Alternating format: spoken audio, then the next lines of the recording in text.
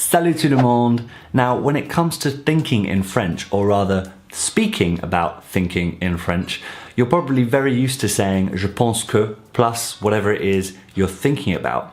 Now, there are actually three base forms of penser in French, and all of which are used in everyday situations. There's penser à, penser de, and penser without an infinitive. I'm going to deal with each of these in separate videos, and today we're going to focus on penser à. Du coup, si vous êtes prêts, c'est parti! So basically, or en gros, as the French would say, penser à is used to express things that are on your mind. And I've got a few good examples of contexts in which you could use penser à in order for you to have confidence in choosing this form over the others. Perhaps you have some holidays coming up with a loved one and you're looking forward to them, so you're thinking about them, they're on your mind. You would say, je pense à nos vacances qui arrivent. Je pense à nos vacances qui arrivent. So that first one was an example of something you're looking forward to and therefore have a positive emotion attached to it. But there's also a way you could use it with negative emotion. Perhaps there's something that's making you nervous, like a difficult meeting that you have tomorrow. You could say, je pense à la réunion difficile que j'aurai demain. Je pense à la réunion difficile que j'aurai demain. Now these first two examples have je pense à followed by nouns, but you can actually also use it with verbs as well. So what about if you're thinking about the big picture and you're thinking about the meaning of life, and so you realize that happiness is important. You're reflecting on that. You may say, je pense à être heureux. Je pense à être heureux. If you're female, you would say je pense à être heureuse. Of course, this is just one of many, many examples you could use it with, but it's just to show that you can use je pense à with a noun or with a verb. So in these first three examples, all the things we're thinking about, we're quite emotionally attached to them for good or for bad. But you can also think about things that you want to prepare in advance for. They also have an emotional tie, but they're slightly different. Let's have a look at a couple of examples. Perhaps you're going to the bank tomorrow in France and you want to make a good impression, but you're not sure about how good your French is going to be in this situation. I know I've been in this situation. So in advance, it's on your mind, so you're going to think about what words you're going to use at the bank. So what would you say? You would say, je pense aux mots que je vais utiliser à la banque. Je pense aux mots que je vais utiliser à la banque. Yes, it's linked to your emotion, but it's also a practical train of thought. It's on your mind, you're reflecting on it, so you use penser à. Perhaps you're revising for an exam and you're thinking through your strategy for it. You would say simply, je pense à mon examen. Je pense à mon examen. Now, these first two use cases deal with talking about things and not people. So what if the situation that you're talking about is already known because of the context of the conversation?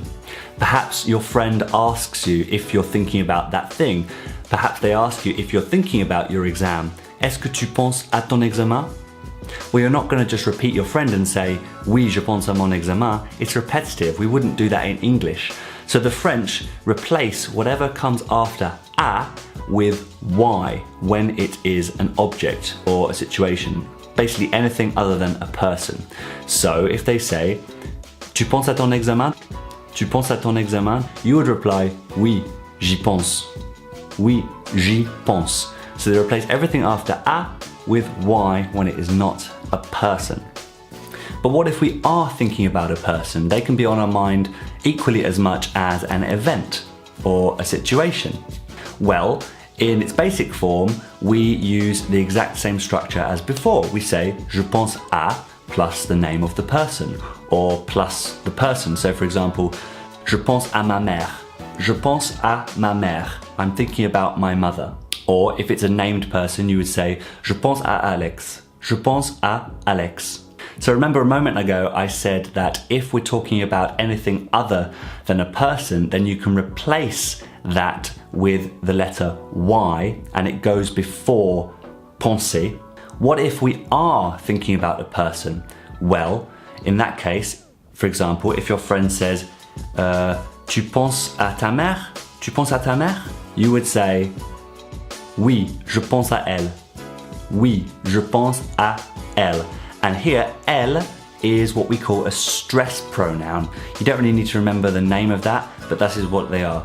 We have the stress pronouns moi, toi, soi, lui, elle, nous, vous, eux, elle.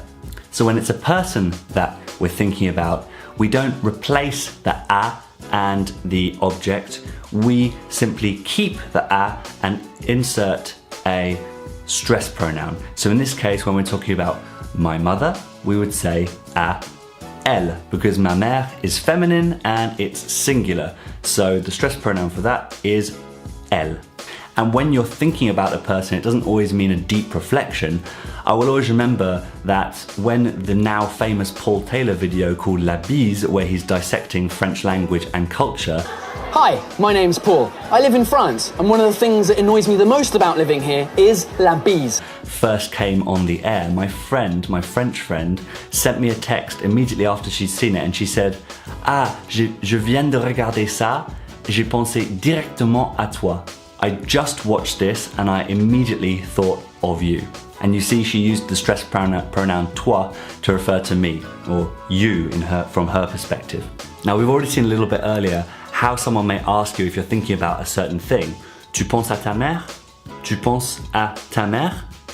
But what if they don't even hazard a guess as to what you're thinking about? They just want to know what you're thinking about. They would say in English, what are you thinking about? The very much more informal, everyday way that you would say it, and the way I would use it almost 100% of the time, would be tu penses à quoi? Tu penses à quoi? So it's exactly the same structure as a statement with a question mark at the end. Tu penses à quoi?